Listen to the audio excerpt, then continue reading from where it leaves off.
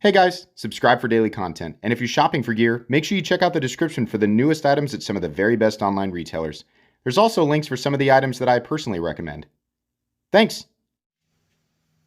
What's going on YouTube? Metal Complex here, and welcome to episode 116, I think, of The Knife Guy. If you're new to my channel or you just came out of some weird corner of the internet and you have no idea where you are or who I am, I'm a knife guy, knife user, knife collector, knife enjoyer of many sorts. We are all assuming, right, if you're watching this video, knife guys and gals in this super weird, crazy EDC and knife-related world, we all go down our own unique paths, but oftentimes those paths intersect and we experience a lot of the same things. What I like to do on this series is pick up knives that are either mine or some of my generous viewers, whoops, and basically just kind of flip them and just mess with them, basically fidget with them and give you guys something to watch or listen to on this hopefully beautiful Sunday morning, afternoon, or evening.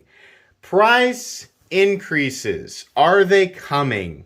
Lots of talk about that. I think so. I mean, yeah, in a general sense, of course, as time progresses, right, so we're likely to see increases. Price increases definitely occur as a result of models becoming more popular, right? I think because of recent events, we can expect to see kind of an increase in prices across the board, right, with your budget knives, your mid-range production knives, high-end production knives, ultra high-end production knives, your mid-tech level semi-customs, and your full customs. Probably some justified considering what the cost of running a business is, large or small, especially some of the small batch makers, right? Will this be taken advantage of in some circumstances? Probably. I think some companies might already be doing that.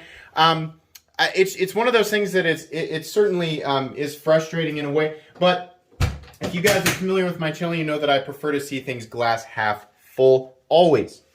So, I don't know, what we're going to see, but I mean, I always use the Spyderco Shaman as a perfect example, right? It started out like when it first came out, it was 155 bucks.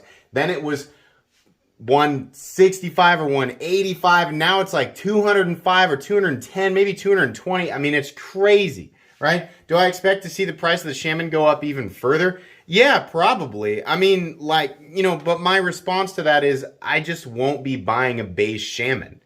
I'm not interested in paying, I own one. There's no reason for me to, but let's say I lost it, right? Alligator swallowed it or something. I probably would just not buy another base one because I'm not interested in forking over that much money for a Shaman, right? So that's a different path that I chose. A new door will be opened as a result of that path. The money that I would have otherwise spent on the Shaman will be spent on something else, right? These makers, manufacturers, things like that. And I don't want to scare anybody, right? But like your budget knives, your popular budget knives, we're already seeing some increases, right? We're going to see probably more increases.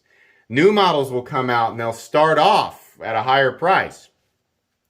In some ways, this opens doors for models that are already in existence but are less popular, right?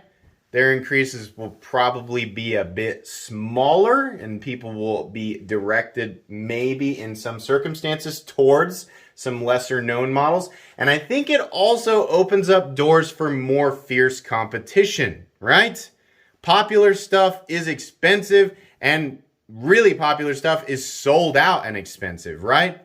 So people are going to get burned out, frustrated, tired of waiting, right? But they still have the knife itch, so they're going to buy other stuff. So it's like one end of the teeter-totter, yeah, it sucks. But I mean, this is like all of history with everything. This has been the case, right? It's going to reach a point where some people are going to go, what? I don't care, right? A lot of people, obviously, already, you go on eBay, it's not uncommon to see a basic G10 XM18 for $550 to $600 right now, right? Some people are going to go, you know what? I don't care. I just want it. I'm going to buy it, right? I would suggest you don't do that. I'm sure more of them will come back in stock. Will we see a price increase on base Hinderers from retailers? Honestly, I don't know. Rick Hinderer has held so firm on that $425 price tag for so long. it would shock me. What I'm seeing is special versions of the XM18 with different finishes, like the black wash or the DLC. Those are kind of bumping up, but his base price on the standard stone wash finish or working finish is staying about the same. I wouldn't be ultra surprised to see the base versions of the XM18 bump to $450, considering your Chris Reeve is part of the Chris Reeve knives are part of the Holy Trinity. We're seeing the base price of those at $450, right? But maybe not. I can't say I would really care all that much as a Hinderer fan. You want 25 bucks more for being, in my opinion, one of the greatest American knife makers of all time? You know what? Okay. It's already expensive, right? But let's say the base price of an XM18 bumped to 550 to 600 bucks. That'd be kind of frustrating, right? Well, what would happen is, again, I'd go, well, this 425 to 450 that I had originally planned to put towards another XM18 will be going towards something else, right? That's I'm going to be capped out there, right? Those are XM24 prices, right? And even that knife, I think, is a bit high. So it's almost like a natural way of, you know, keeping things from getting to like as time progresses, things become more popular, right? Inflation and other, obviously, infinite other elements occur.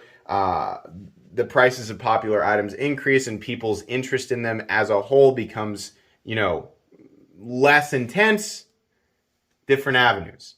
I'm kind of excited to see how different retailers, designers, makers, OEMs, right? How, you know, what the response is to this, because there will be companies trying to, you know, find that razor line of competition and offer something that's truly like, wow. And what I think is going to happen is like, it's what always happens is we see like this new, it's either a new design from a popular company, it comes in and they're really trying to push it, right? So they offer an awesome deal, and then everybody who gets in initially with the first production run or whatever gets an awesome deal, and then we see a slight, maybe we see a 5% increase on the price after a month or 2 or 5 or after a year or something like that, right? But that it will inevitably be a result of this. Like it's what's going to happen is that there will be awesome new models that come out that grab our attention that are a good deal compared to the competition because of price increases. So I get it. It is frustrating, right? But I'm excited to see that.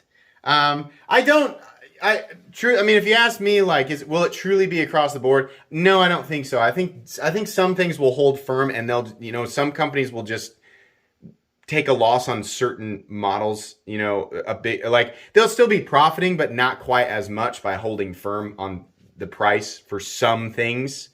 And you know, that's cool if they're going to do that. But like, you know, your Para 3s and your PM2s, those are, I mean, they've already been creeping. They're gonna get higher. They're gonna get more expensive, right? Spyderco comes out with a new crazy model that they know is going to be really popular. It's probably going to come out of the gate with a ridiculous price tag, right? Spyderco's a freaking powerhouse right now. Benchmade, who's surprisingly been doing better with pricing. It's ironic, isn't it? Like, I think this so. I'm a huge Benchmade fan, and over the last few years, Benchmade knives. Where's my new bug out? These are still expensive, guys, definitely, but Benchmade's quality control has just been so good lately. It's been really great.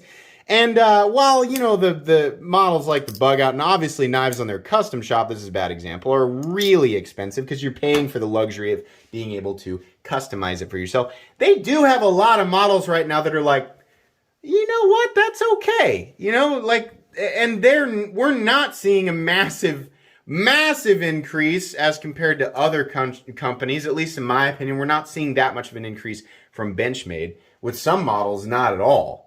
How weird is that, right? What kind of alternate universe are we living in right now?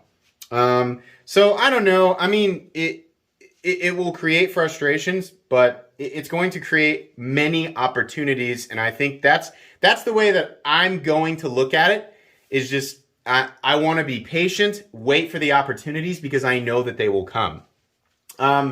a lot of what else has been happening right now is like smaller retailers. This isn't a new thing. I just see it more often now, right? I mean, this has been happening for a long time. We just don't see it as much. Smaller retailers are working with smaller designers or like little to unknown designers, right? And they're having a design pitched to be exclusively sold at a retailer and being made overseas, which is fine, right? Spend your money where you want to spend your money. It's every day. I get to hear like, I only do this, I only do that. Fine, go do it. That's fine. Everybody who's watching has already made up their mind on that, right? Me, personally, I like to buy most of my stuff from the United States. I will periodically buy something that's not made in the United States if I think it's high quality enough. I've made that decision. I'm not going to change my mind. And I can guarantee you every single person who is watching has their mind made up on exactly what they will or won't spend their money on. So when I hear that or I see that in the comments section, right, it's not like that person really is trying to help other people. No, they just are like, me. Like, that's what's happening, right? No minds are being changed at all, right? The people who agree with you are just going to keep agreeing with you. The people who disagree with you will probably intentionally go out and buy something that's the opposite of what you're trying to say, just because it's frustrating to have that aggressively forced in their face. So you could make an argument that every time somebody does that, you're just causing the people who disagree with you to more aggressively disagree with you and do something intentionally the opposite of what you're suggesting, right? It's always, think about the psychology behind, I think I brought this up before.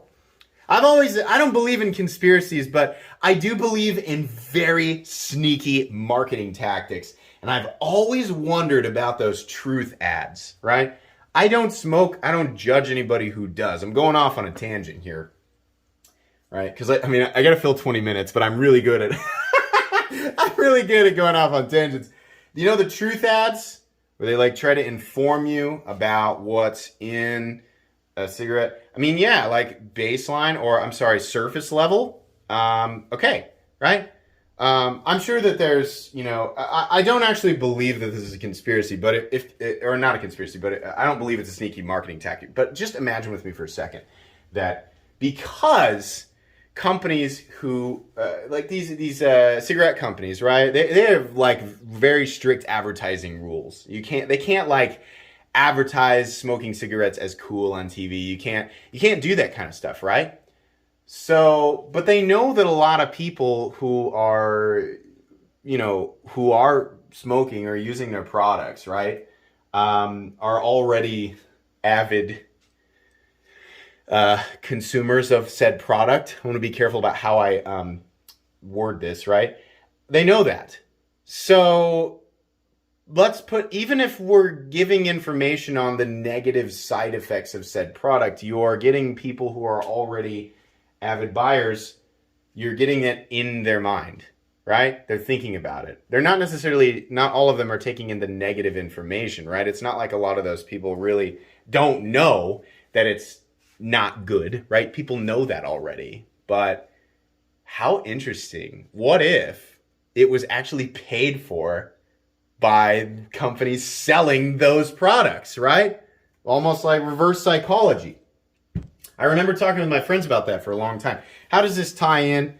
Because we were talking about how, people just like yell, like there's just like someone, like if I'm driving and I see someone holding up a sign, like I'm just like driving to pick up my kids from school, right? And somebody's holding up a sign that's something, they're frustrated with something or they're protesting something that I have already decided that I disagree with or agree with, right? If I disagree with it, it's just, I just have that immediate like, ugh, but if I agree with it, I'm like, yeah, like it's not like no one's ever driving and just like, ba ba ba ba ba, and they see a guy holding up a sign and they're like, you know what? I've all of a sudden made up my mind right here in the moment that cardboard sign is persuasive enough to get me to automatically agree with said subject. No, that doesn't work like that unless you're a 5-year-old, right? That's So what I'm saying is I get it. Everybody's free to have their own opinion. And of course, whenever I jump on people, in the comment section for that, they're like, well, so I'm not allowed to leave my own, I'm not allowed to have an opinion. Yeah, you are. You can leave your opinion wherever you want, but you will definitely be subject to my opinion and everybody else's in that moment. And all it's going to do, it's immovable object versus unstoppable force. Nothing's going to happen. It's just going to create a dumpster fire, right? So yeah, that was a super crazy tangent, but that is the case. And I understand, pushing the same opinions and gather, perhaps change, but I feel like most people, especially on subjects that have been taught, if it's a new thing, right? If it's a new controversy, a brand new controversy, perhaps, right? But it takes a lot more than a simple paragraph, right? Even a full discussion, sometimes doesn't yield any change. If it's a brand new controversy, that's when it's, when change can potentially, or not change, but just people deciding how they think one way or another. But when it's some type of controversy that's been going on for an extremely long time, just yelling here are my thoughts on this. Now, it's well, okay, we've been talking about it's not going to do any good. It's just inviting conflict, which I do understand. Some people do that intentionally.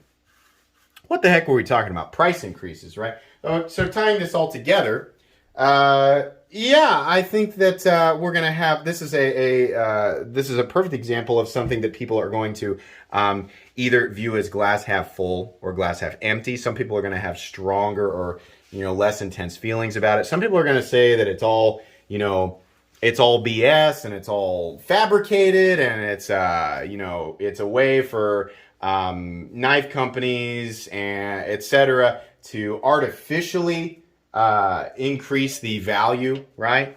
Based on perceived demand and expectations, right? I mean, for the value for the price to increase. There's people who are going to think that, right?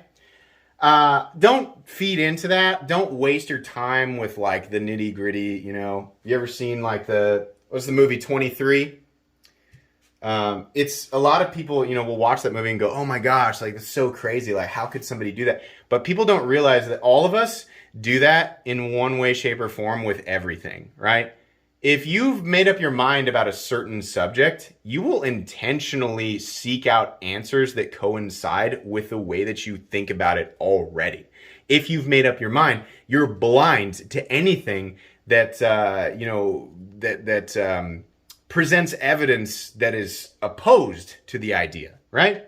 The internet is actually set up to feed us the information that we want to see. Google will actually give you different results based on your search history, based on your geographic location, right? What I'm saying is that if you feel very, very emotionally, strongly about something, everything on the internet is designed to continue to feed you that information, that reaffirmation, and everything about you as a human being, biologically, is set up to receive it with a bias, right? So, do your best to explore the positive side of things, intentionally view things as doors opening. The knife world will continue to remain infinitely interesting, infinitely competitive, right? Is a perpetual breeding ground for competition.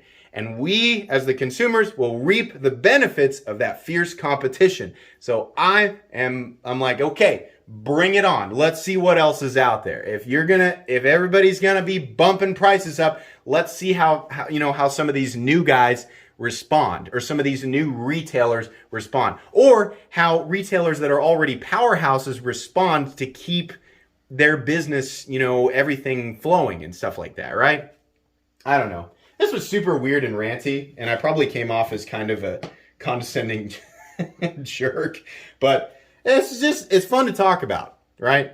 I enjoy the Knife Guy series. The Knife Guy series lets me talk about things that I'm thinking about throughout the week, and it also lets me vent a little bit. And those of you who watch regularly seem to enjoy it. So I hope you enjoyed this episode.